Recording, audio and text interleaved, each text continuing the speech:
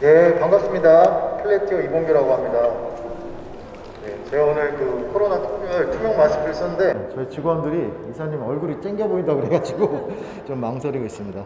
뭐 점심 식사들 맛있게 하셨어요? 네. 그 좀 졸리실 수도 있는 시간일 텐데 어떻게 보면 너무 심각하지 않게 이야기 들어보시고 오늘 내가 찾아갈 수 있는 핵심이 뭐가 있을까 이런 것들 한두 개 쏙쏙 빼가시면 될 것 같습니다. 네. 갑자기 퀴즈입니다. 퀴즈를 드릴 거고요. 다음 중 D2C에 대한 설명으로 적절하지 않은 것입니다. 1번 다이렉트 컨스터머의 약자, 2번 도소매를 거치지 않고 기업이 각 고객과 직접 거래하는 방식, 3번 디지털화된 모든 유통 방식. 네, 손을 들어주시고 용기를 내주시면 됩니다. 예, 좀 문제가 어렵죠? 예, 손을 들어주시고 얘기를 해주시는, 예. 3번입니다. 네, 정답입니다. 예, 박수 주십시오. 놀라지 마십시오. 백화점 상품권이 나갑니다. 예, 저희가 오늘 말씀드릴 그 내용들은 D2C, 특히 이제 다이렉트 컨슈머라고 하는 개념에 대해서 좀 같이 짚어보고자 합니다. 이 D2C 시장이라는 게 이제 미국 시장에서 보면 굉장히 트렌드가 성장하고 있습니다. 시장 규모가 2017년 대비 2020년까지 무려 3.5배가 늘어났다고 합니다. 아무튼 이런 D2C에 대한 기업의 투자나 이런 비즈니스 형상들이 발전되고 있는 걸 알 수 있을 거고요. 비즈니스 트렌드입니다. N사가 어딜까요? N사. 여기서 얘기하세요. N사. 한번 용기를 내셔서 N사, 예, 손 들어주시나. N사 어디죠? 네이버요? 네이버? 어디십니까? N사. 예, N사. 나이키. 정답이십니다. 놀라지 마십시오. 백화점 상품권이 들어갑니다. 예, 축하드립니다. 나이키라는 브랜드인데요. 나이키라는 브랜드의 매출 비중을 보게 되면 실제 이 D2C 매출 비중이 2010년도 대비 2020년도 오는 동안 35%가 됐습니다. 전체 매출의 대부분은 이 D2C 플랫폼에서 판매하는 것을 목적으로 하고 있다고 합니다. 이렇게 보면 우리도 D2C를 해야 될 거 아니냐 이런 생각들을 하고 있는데요. 사실상 우리나라 패션 브랜드들의 유통 구조들을 보면 여기 보시는 것처럼 온라인에서는 오픈마켓이라든지 백화점 플랫폼이라든지 이런 것들을 중심으로 판매를 하고 있고 또 우리의 자사몰 이것도 운영을 하고 계십니다. 이 자사몰이 D2C 아니야? 이렇게 생각하실 수도 있는데 예, 형태는 비슷하지만 사실은 이 D2C 비즈니스를 본격적으로 진행하려고 하면 기존에 우리가 가지고 있던 판매 채널이나 유통 채널들을 축소해야 된다는 리스크를 가져야 됩니다. 사실 이 부분이 우리 이제 뭐 대표님들이나 또 높으신 분들이 회사에서 이런 전략들을 구사하자고 했을 때 기존의 매출이 혹시 일시적으로 줄어들면 어떻게 하실 건가요? 라고 하면 그거를 넘어서는 방법을 찾아내라고 얘기를 하시겠죠. 근데 어쨌든 간에 중요한 것은 본격적인 D2C를 위해서는 이러한 리스크를 감수할 수 있어야 된다. 자, 그럼 과연 브랜드들이 지금 우리 브랜드가 갖고 있는 자사몰을 정말 확장시키고 기존에 있는 다른 온오프라인의 판매 체제를 축소시킨다. 왜 그렇게 해야 되냐? 이 매출이 떨어질 수도 있고 여러 가지 리스크가 있는데. 근데 이 얘기를 하면 대부분 대표님들이나 많이 하시는 게 우리도 이제는 데이터를 쌓아야 된다. 우리도 이제는 고객들의 데이터를 이해할 수 있어야 된다. 이런 얘기들을 많이 하세요. 그렇기 때문에 이 D2C라고 하는 플랫폼 비즈니스는 기본적으로 유통 판매율이 최소 축소되지만 그럼에도 불구하고 우리가 많은 데이터를 확보해서 이 D2C 비즈니스를 성장시키고자 하는 이런 목표를 가진 그런 비즈니스 모델이라고 보시면 될 것 같습니다. 지금 말씀드린 것처럼 결국 브랜드 D2C가 가지는 미래지향적인 부분은 결국 우리가 데이터를 확보한다. 특히 고객 데이터를 확보한다는 데 있고 그것은 이 D2C라는 것이 온라인 중심의 비즈니스로 확장될 거기 때문에 이 데이터 확보가 더욱더 중요해집니다. 두 번째는 외부 데이터의 수집 및 확보의 제한이라고 했는데요. 이게 무슨 얘기냐 그러면 사실 우리가 외부의 다른 플랫폼으로부터 우리 고객 데이터를 얻을 수도 없고 그리고 앞으로 광고 채널 외부에서 데이터를 이제 여러분들이 수집하려면 그 비용도 높아질 수밖에 없습니다. 그렇기 때문에 D2C를 운영하면서 우리가 이 데이터들을 어떻게 쌓아갈 것인가 하는 것이 굉장히 중요하고 마지막으로는 중요한 비즈니스 의사결정을 하려면 그에 상응한 데이터의 양과 질이 있어야 됩니다. 결국 이게 맞는지 이게 틀린지 판단하기 위해서는 그만한 데이터들이 필요하다는 거죠. 첫 번째 D2C의 디지털 트랜스포메이션 전략 1번은 온라인 데이터로 시작하라는 겁니다.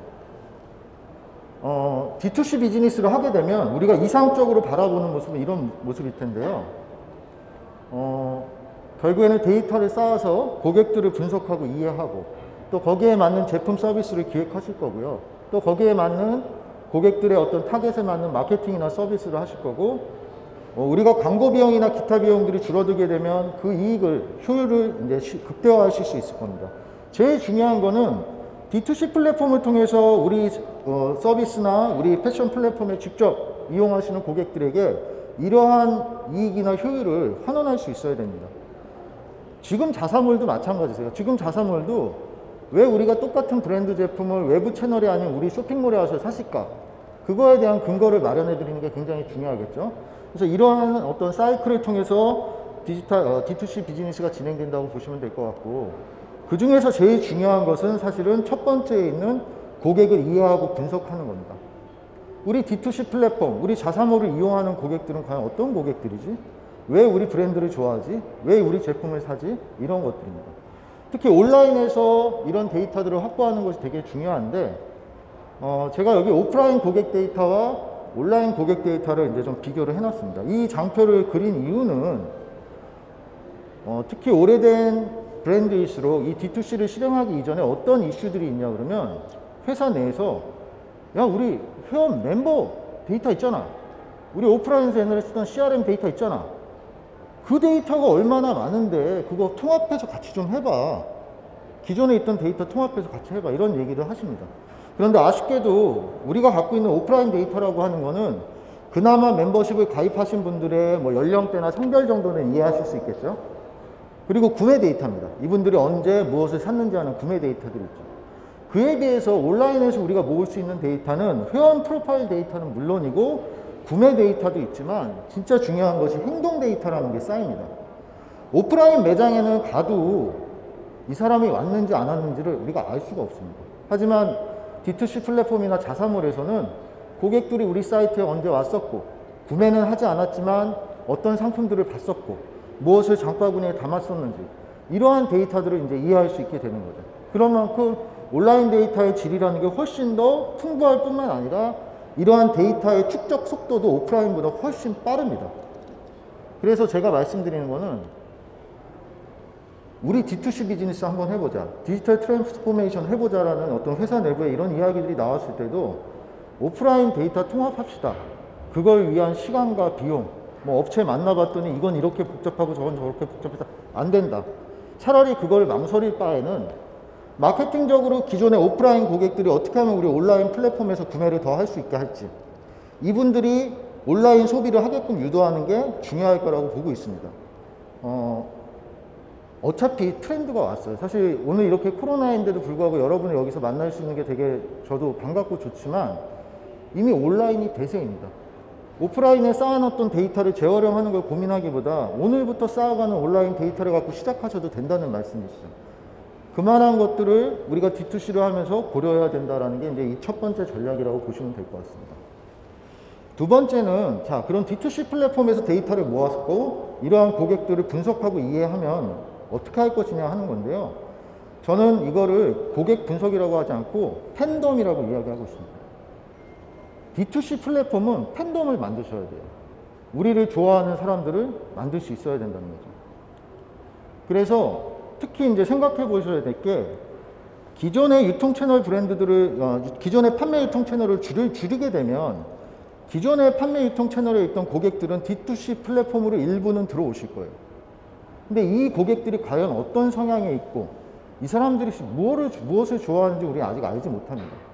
그래서 D2C 플랫폼으로 고객들이 들어오기 시작하면서 기존 채널의 유통 채널이나 판매 채널의 고객들이 전환하는 시점과 동시에 이 신규 D2C 고객들이 우리 브랜드나 제품을 선택하는 이유, 그리고 우리의 타겟이나 브랜드의 페르소나나 컨셉이 과연 지금 맞는지, 이런 것들을 점검해 보셔야 합니다. 여기서 이제 그림을 그려놨는데, 어떤 고객은 뭐 그룹이 마크인데, 뭐 예를 들면 그룹이라는 신발의 브랜드가 많이 있다고 하면 그룹이가 좋아서 구매하시는 분도 있지만 기존의 이 외부 채널에서는 그냥 운동화이기 때문에 샀던 분들도 분명히 존재하시거든요. 이분들이 우리 채널로 들어왔을 때 과연 이분들은 어떠한 니즈들이 있는지, 이런 것들을 이제 살펴보는 게 첫 번째 D2C의 제일 중요한 부분이 아닐까 생각합니다. 저희 실제 고객사의 사례입니다. 제가 고객사명을 밝힐 수는 없는데 그루비에 있는 데이터 사이언티스트들이 그루비 솔루션을 쓰시는 고객사의 데이터를 게더링해서 분석한 내용인데요. 그냥 간단하게 브랜드 특징을 말씀드리면 스포츠 캐주얼 브랜드고 타겟은 20대고 사실 주로 여성 고객들이 많은 이런 이제 사이트였다고 보시면 되고 여기서 저희가 분석을 첫 번째 했던 건 뭐냐면 회원가입을 하면 도대체 언제 첫 구매를 해? 라고 했습니다. 그랬는데 이 사이트 같은 경우 재밌는 경우가 첫 번째 방문, 회원가입하고 첫 번째 방문했을 때보다 두 번째, 세 번째로 가면서 구매 전환율이 올라가는 걸 보실 수 있어요.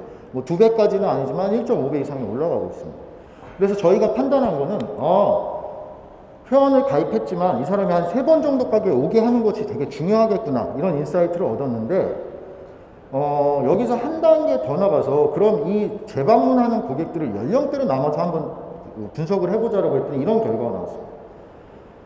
20대의 재방문이라고 하는 거는 9개월, 12개월이 넘어가는 시점에서는 재방문을 하지 않는, 그러니까 고객으로 남지 않는 고객들의 비중들이 높았어요. 이 사이트 같은 경우는.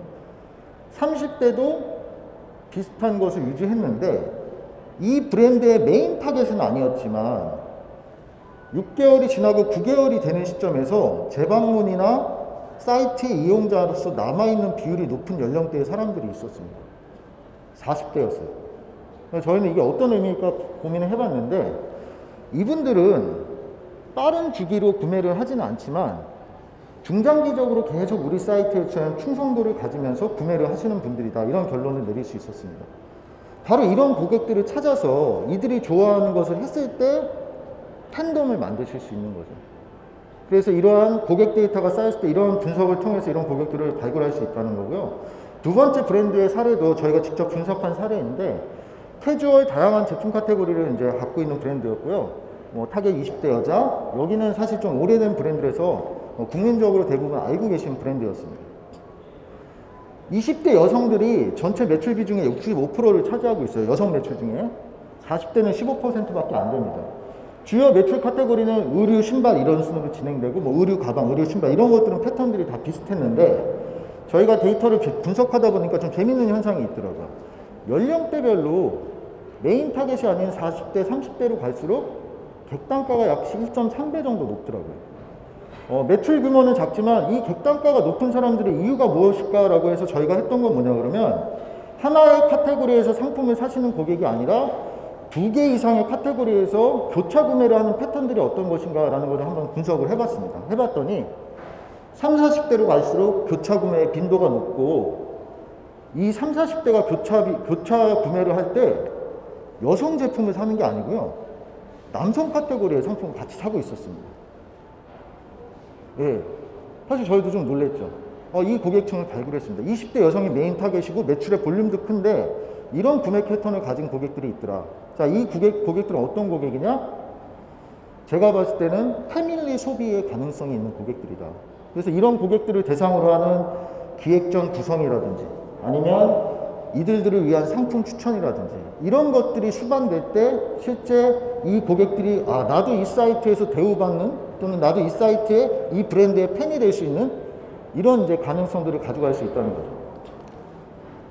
다른 이제 한 군데의 사례입니다. 여기는 저희가 온라인에서 주문한 고객들의 배송지 정보를 이렇게 시각화를 해봤습니다.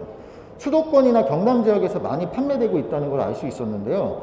경남 지역의 데이터를 이렇게 쭉 저희가 확대해서 보여드리니까 사실 저희도 몰랐습니다. 저희 온라인 데이터만 갖고 있었기 때문에 몰랐는데 마케팅 담당자께서 이런 얘기를 하시더라고요. 저기 점이 진한 곳들은 저희가 경남 지역에서 출점하고 있는 지역입니다. 저희도 그 얘기를 듣고 놀랐습니다. 무슨 얘기냐 그러면 오프라인 배송지예요. 근데 이 사람들은 브랜드에 대한 인지를 출점 지역에 있는 오프라인에 영향을 받고 있다는 거죠. 이 사람들은 하지만 구매는 온라인에서 하셨던 분들이죠. 그럼 우리가 흔히 얘기하는 우리 직영점이나 어떤 매장에서의 브랜딩과 온라인 고객들의 연결성, 특히 D2C에서 기존의 판매 채널로부터 온라인으로 끌고 와야 될 고객들의 우선순위가 있는 분들이 바로 이런 분들이다. 이런 인사이트를 얻을 수 있는 겁니다. 결국에 여기 보시는 동그라미처럼 우리 브랜드들이 가지고 있는 메인 타겟에 대한 팬덤들도 있지만 지금과 같은 어떤 고객 행동, 속성, 관심 이런 것들을 기준으로 분석을 하시다 보면 새로운 팬덤이 될 수 있는 고객분들을 발견할 수 있다. 우리가 결국 D2C를 통해서 데이터를 모으겠다라고 하는 것은 이러한 새로운 팬덤들을 확보하기 위한 이런 것들을 이해하기 위한 과정이다라고 보시면 될 것 같습니다. 그리고 하나 더 중요한 것은 사실 이런 것들을 봤을 때 사실 오늘 말씀드린 저 사례들은 내부에 약간의 분석이 가능하신 분들이 있으면 판매 분석이나 구매 분석만 하시더라도 힌트로서 사용하실 수 있는 부분일 텐데 중장기적으로 이런 것들을 분석하고 해결해 나가기 위해서는 분명히 함께 하실 파트너들이 필요하시지 않을까 생각합니다. 그래서 그러한 자원과 역량을 확보하는 것도 D2C에 있어서 굉장히 중요하다고 보고 있습니다. 세 번째는 이러한 개인화로 팬덤들을 우리가 분석하고 알아냈으면 이 팬덤들을 붙잡는 것이 중요하다. 이게 바로 개인화 서비스라고 말씀드릴 수 있겠습니다.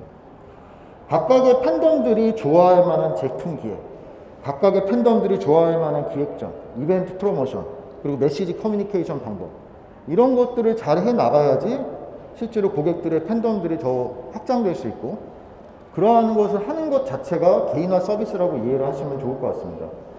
개인화 서비스를 이제 이야기할 때 저희가 고객 피로도라는 얘기를 하는데요. 고객 입장이 되어보면 하루에도 수많은 문자와 하루에도 수많은 카톡 알림을 받고 계십니다. 그래서 여기서 개인화를 해야 되는 가장 중요한 이유 중에 하나는 고객 피로도 관점입니다. 즉 타겟팅을 한다는 얘기는 아까 말씀드렸던 40대 여성의 고객들이 좋아할 만한 이야기를 담아서 그분을 타겟팅해서 메시지를 던지는 것이 중요하지 시도 때도 없이 오는 메시지에는 고객들이 필요할 수밖에 없다. 그런 브랜드를 더 싫어하고 떠나갈 수밖에 없다는 거죠. 우리가 개인화를 해야 되는 가장 큰 이유는 그 개인화의 집단이 크고 작은 것이 중요한 것이 아니라 그들이 좋아할 만한 이야기를 우리가 얼만큼 담아서 할 수 있느냐라는 이 부분이 중요한 부분이라고 보시면 될 것 같습니다. 두 번째는 적정 개인화 수준이라는 건데요. 이건 어떤 말씀이냐 그러면 혹시 저희와 같은 업체들을 만나다 보시면 간혹 이런 얘기를 드립니다. 최근 대세는요. 개인화가 아니고 초개인화입니다. 다른 업체를 만났더니 저희는요. 개인화가 아니고요. 초개인화입니다 라는 얘기를 하세요.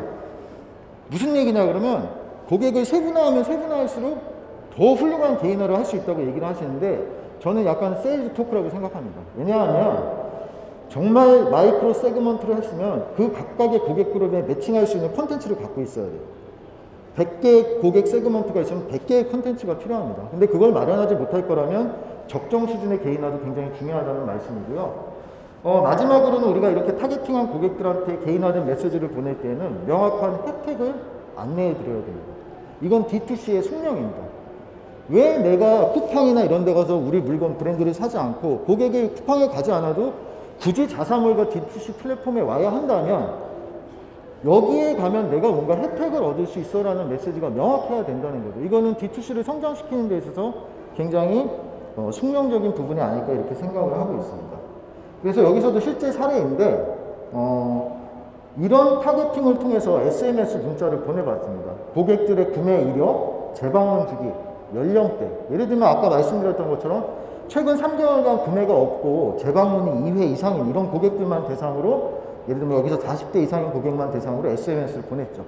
아까 말씀드린 것처럼 이분들이 좋아할 만한 어떤 메시지나 혜택 쿠폰 설정들을 보냈을 때 일반적인 SMS랑 달리 이런 타겟 메시지를 보냈을 때 클릭률이 40%까지 올라가는 것들을 저희는 실제 경험을 해봤습니다.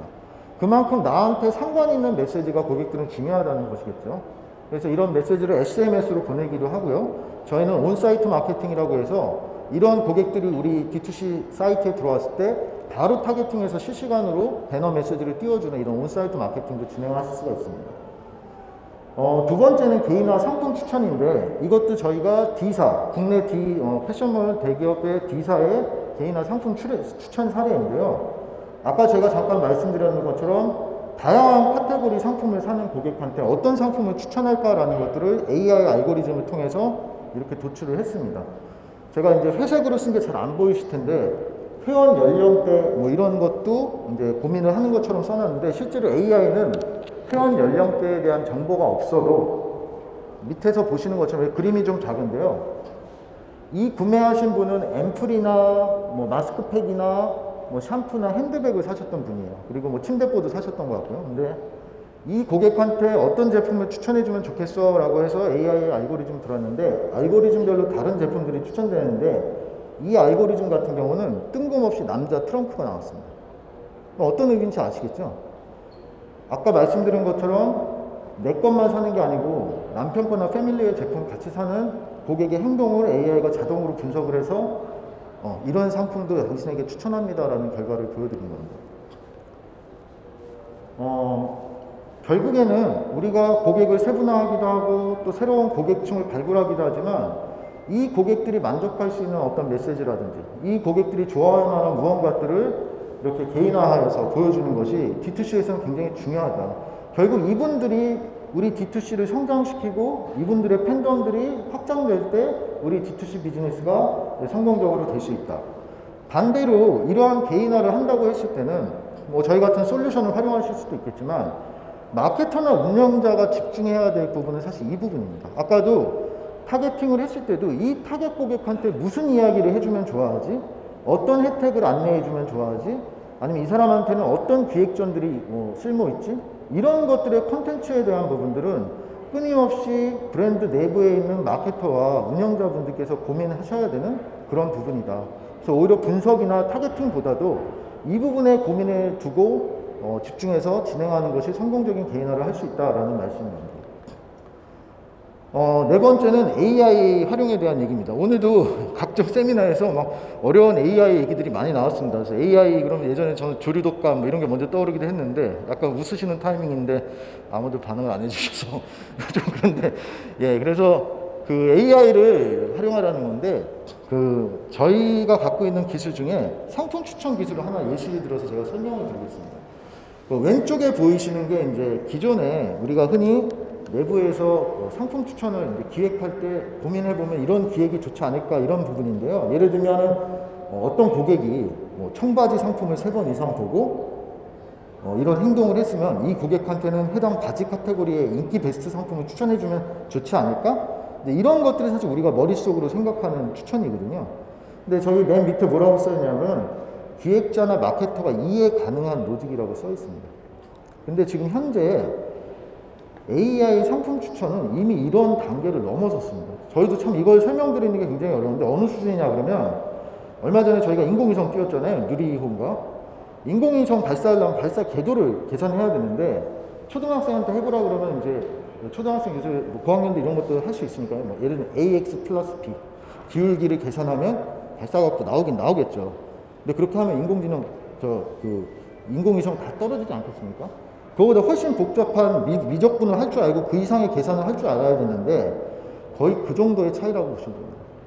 사람이 설계하면 거의 AX 플러스 B고요. 이쪽에 있는 인공지능 알고리즘들은 거의 진짜 인공위성의 궤도를 계산하는 수준이라고 보시면 됩니다. 왜 이 말씀을 드리냐 그러면, 예를 들면 저희가 제공하는 고객 프로파일 기반 유사 선호 상품 추천이라는 것은 고객이 뭘 받는지, 장바구니에 뭘 담았는지, 담은 상품명은 뭔지, 가격은 어땠는지, 카테고리는 뭐였는지, 그리고 그 사람이 최근에 언제 왔는지, 방문 주기가 어땠는지, 약간 약 파는 사람 같은데 어쨌든 그런 것들을 다 모아서 분석을 합니다.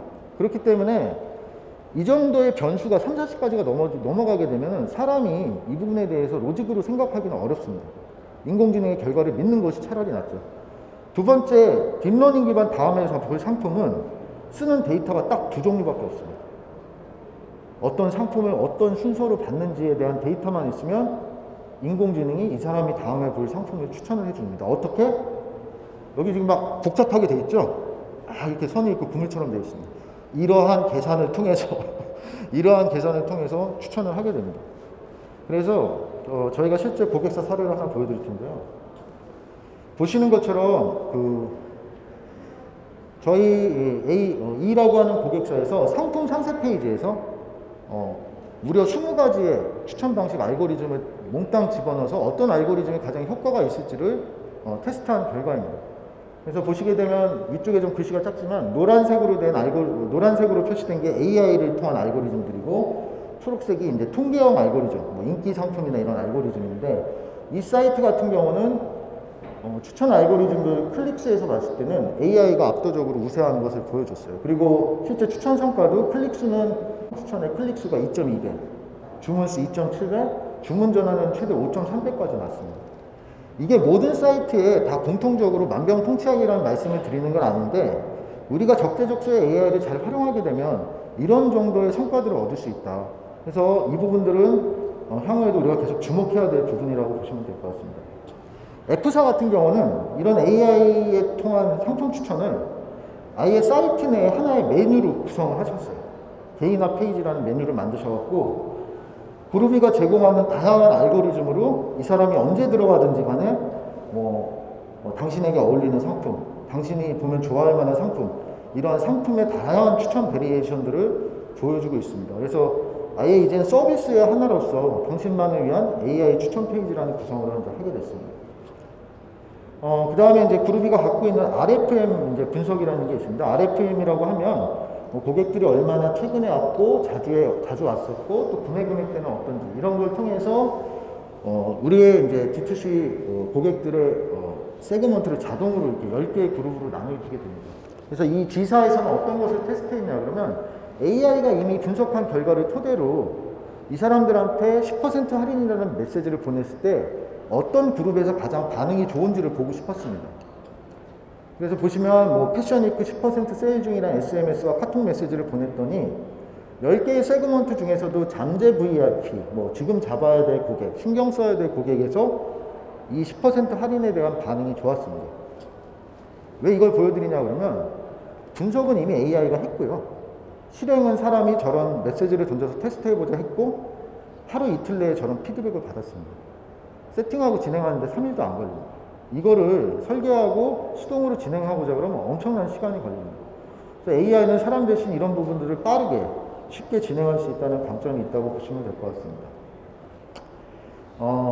제가 사실은 어려운 알고리즘보다 그럼 우리 브랜드들은 앞으로 이런 AI적인 부분들을 어떻게 우리가 할 수 있어? 어떻게 해야 돼? 라고 하실 때 전문적인 부분은 모르더라도 AI가 뭘 잘하지라는 거를 잘 파악하시면 좋을 것 같아요. 제가 대표적인 거 3개를 여기에 해놨는데 AI가 잘하는 거는 일단 데이터를 나누고 묶고 하는 걸 잘하는 거. 비슷한 사람끼리 묶던지 이것과 이거는 다른 성질이 있으니까 나누던지 이런 거를 잘한다 생각하시면 되고요. 패턴을 찾는 거고, 두 번째는 A가 좋은지 B가 좋은지 1이 좋은지 2가 좋은지 이거를 판별할 수 있는 능력들을 갖고 있습니다. 이거를 응용할 수 있는 분야가 없을까? 이런 것들을 고민해 보시겠죠. 마지막에는 예측입니다. 예측. 추세를 예측하는 거죠. 예를 들면 D2C라고 하면 판매나 재고 아니면 고객이 이탈할 그런 확률들 이런 것들을 예측하는 걸 잘하십니다. 그래서 말씀드리고 싶은 건 뭐냐 그러면 아까 D2C 비즈니스를 하는 이 프로세스들 고객을 이해하고 제품을 서비스를 기획한다든지 또는 우리 D2C의 비즈니스 밸류체인 보면 상품을 등록하고 마케팅한다든지 이런 모든 과정에 있어서 그냥 생각해 보실 때 여기서 나누고 묶고 했을 때 뭔가 우리가 얻어낼 수 있을 게 있을까? 우리가 여기서 추세를 예측한다면 조금 효과적인 게 있을 수 있을까? 예를 들면 상품 등록을 하는 절차가 매우 까다로운데 AI한테 이 상품이 어떤 카테고리에 속하는 상품인지 판별해봐 라고 하면 잘할 수 있을까? 이런 아이디어들을 고민하셔서 저희 같은 이제 파트너 업체에게 전달을 해주시면 사실 저희가 이제 향후에 가지고 있는 로드맵들은 이러한 D2C 커머스에 필요한 AI 기술들을 이제 계속해서 개발하고 나가는 것들을 이제 저희의 목표로 가지고 있습니다. 그래서 오늘 이제 주요 내용들을 이제 좀 빠르게 진행했으니까 요약을 한번 해봐야겠죠. 그래서 1번부터 4번까지인데, 온라인 데이터를 시작할 것, 그 다음에 고객 이해, 분석을 통해서 팬덤을 발굴하고, 발굴했으면 개인화로 팬덤을 잡고, 그리고 AI에 대한 활용도 고민해 보셔라 이런 얘기를 드렸고요. D2C의 DT 기술 역량 확보에 대한 얘기를 하나 해드리겠습니다. 그래서 자체적으로 우리가 이런 것들을 다 개발을 하고 내부에 역량이 없다면 저희 같은 솔루션 업체라든지 개발 업체들과 같이 협업을 하실 텐데 그때 고민하셔야 될 몇 가지, 5가지 체크 포인트를 제가 썼습니다. 이건 꼭 저희의 제품을 이야기하는 게 아니라 다른 어떤 업체들과 같이 하시더라도 고민해 보셔야 될 부분. 첫 번째, 클라우드 사스라는 개념이 있습니다. 이건 임대형으로 쓰는 솔루션이라는 의미고요. 중요한 부분들은 합리적인 코스트입니다. 그래서 월별 비용을 지급하신다든지. 두 번째는 이런 사스 솔루션들의 특징 중에 하나는 도입 기간이 짧습니다. 그렇게 설계를 해야 되고, 그렇지 않으면 시작부터 많은 코스트로 인해서 진입이 어려울 수 있습니다. 그래서 그런 부분이 중요하고요. 두 번째는 해당 기술을 가지고 있는 회사의 제품들이 지속적으로 업데이트 되고 있는지를 잘 살펴보셔야 됩니다. 이거는 그 회사가 사실은 기술에 대한 투자도 있을 거고요. 저희만 해도 올해 같은 경우에 지금 11월까지 약 8번의 업데이트를 진행을 했거든요. 시장의 기술이나 트렌드가 계속 바뀌고 있고 고객들의 요구사항들이 바뀌고 있기 때문에 이러한 업데이트를 자주 할 수 있는 어떤 제품인가 라는 것들을 살펴보는 것이 중요합니다. 세 번째는 주요 레퍼런스인데 주요 레퍼런스들의 고객사의 규모나 분야를 잘 살펴보셔야 됩니다. 사실 저희가 저런 지속적인 업데이트를 하고 싶어도 기술적인 과제를 해결하려면 어떤 기업을 대상으로 할지 저희 안에도 사실 우선순위가 있습니다. 저희의 주요 고객사군이 저희 우선순위겠죠. 똑같은 기술 제품을 개발하더라도. 그래서 뭐 예를 들면 저희 같은 경우는 사실 브랜드, 중견 이상의 브랜드나 또 대기업 고객들이 좀 중심이 되고 있지만 그런 주요 레퍼런스에 대한 확인이 필요하고, 네 번째는 기술 기능의 밸런스입니다. 이 설명 듣다 보면 어떤 제품들은 너무 어렵고요. 어떤 제품들은 이거를 돈 받고 할 정도로 쉽냐라고 느껴지는 것도 있고, 또 담당자 입장에서는 쉬운 게 좋을 수도 있고, 윗분들은 향후를 생각해서 복잡하고 어렵더라도 공부해서 하라고 하시기도 하고 여러 상황들이 있습니다. 그래서 각사에 맞는 이 제품의 밸런스는 무엇일까라는 것들을 잘 찾아보셔야 되고, 간혹가다 이런 기술들 비교할 때 보면 실무단에서 막 세부 기능까지 쪼개서 엑스표, 세모, 동그라미 하면서 체크들을 하세요. 근데 그것보다 그거 아세요? 엑셀도 주요 기능이 500개거든요. 주요 기능이 500개인데 그거 다 쓰시는 분이 없으십니다. 그래서 우리가 정말 쓰고자 하는 목적에 맞는 솔루션의 밸런스라는 걸 체크하시는 게 되게 중요합니다. 그리고 마지막으로는 기술만 제공하는 것이 아니라 그 회사가 제공하고 있는 서포트입니다. 그래서 경험을 바탕으로 한 교육, 분석, 모니터링, 기술 지원. 그래서 저희도 그런 데 계속 노력을 하고 있다는 말씀이고요. 저희 부스에 오시면, 오늘 이거 끝나고 부스에 오시면 이 그루비 솔루션에 대한 이 개인화 기능, 그 다음에 아까 타겟팅 기능에 대해서 조금 더 자세히 설명을 드릴 수 있을 것 같습니다. 제가 드릴 말씀들은 거의 많이 드린 것 같고요. 마지막으로는 실제 저희 고객사 인터뷰를 한번 보시면서 오늘 말씀을 마치려고 하겠습니다. 예, 경청해 주셔서 감사하고요. 이거 한번 동영상 보시면서 마치도록 하겠습니다.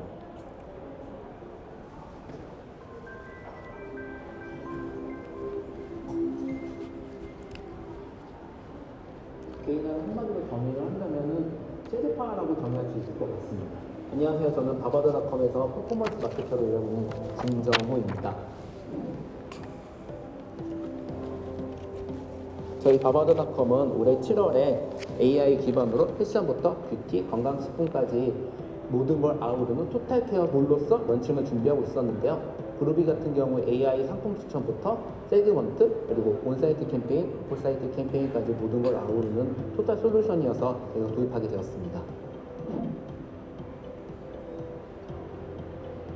바바드닷컴 내에 케어라는 페이지가 있는데요. 케어 페이지 같은 경우 간단한 키워드 설정, 그리고 고객 정보만 입력하시면은 패션부터 뷰티, 건강식품, 고객이 원하는 상품들을 자동으로 AI 추천을 해주는 페이지를 구성을 하였었는데, 사실 AI라는 게 저희 마케터들이 혼자서 이렇게 세팅하거나 혹은 이렇게 노출하기 쉽지가 않은데, 이런 부분에서 그루비 매니저님들이 많은 부분을 도와주고 계셔서 수월하게 세팅할 수 있었습니다. 바바드닷컴에는 일반 회원 외에도 좀 더 추가 비용을 지불하게 되면은 더 나은 서비스와 할인율을 제공하는 프리미엄 회원 서비스를 제공하고 있는데요. 구매 확률이 있거나 구매력이 있는 고객들을 저희가 직접 타겟팅하기 어려웠었는데, 그루비의 AI 세그먼트를 활용을 해서 구매 확률이 있는 고객이나 혹은 구매 니즈가 있는 고객들을 세그먼트를 구성을 해서 마케팅에 활용할 수 있었고, 이를 통해서 프리미엄 회원 가입을 확보할 수 있어서 이 점이 굉장히 좋았던 것 같습니다. 유저가 저희 자사몰에 유입하게 되면은 사실 고객 액션에 대해서 저희가 좀 취할 수 있는 행동들이 굉장히 제한적이었는데요. 그루비를 도입하게 되고 나서부터는 고객 액션, 이제 모수에 따라 세그먼트를 구성할 수 있게 되었고, 세그먼트를 대상으로 마케팅을 진행할 수 있게 되어서 외부와 내부를 아우를 수 있는 통합 마케팅을 진행할 수 있게 된 점이 달라진 점인 것 같습니다. 사실 그루비 자체가 UI적이라든가 이용하는 부분에 있어서 세그먼트가 다양하고, 또 깊이 파고들면 파고들수록 다양하게 활용할 수 있는 부분들이 많기 때문에 사용하기는 쉽지만 이용하고 활용하는 데 부분에 있어서 좀 어려운 부분들이 조금 있었는데요. 이런 부분에 있어서는 그루비 매니저님들께서 아이디어 제공부터 이제 캠페인 솔루션 케어까지 해주시고, 또 사후에 데이터까지 같이 보내주시고 모니터링까지 해주시면서 어느 정도 밸런스가 잘 잡힌 솔루션인 것 같습니다. 기능적인 부분이라든가 좀 애로사항이 있을 때 바로 말씀을 드리면 지속적인 개발과 피드백을 바로바로 주셔서 이 부분이 굉장히 좋았습니다. 개인한 한마디로 정의를 한다면은 셀파라고 정의할 수 있을 것 같습니다. 고객이 상품부터 서비스까지 직접 확인하기 어려워서 좀 이탈하는 부분이 좀 많다고 생각이 되는데요. 고객의 구매 여정에서 주요 포인트마다 상품 정보를 제시해 준다거나 주요 정보를 제시해 주면서 고객의 구매 여정을 처음부터 끝까지 함께하는 셀파와 같다고 할 수 있을 것 같습니다. 예. 여기까지가 저희가 오늘 말씀드린 내용이었고요. 예. 경청해 주셔서 감사합니다. 끝나시고 나셔서 또 저희 부스에 오셔서 함께 이야기 나눌 수 있으면 좋겠습니다. 감사합니다. 네,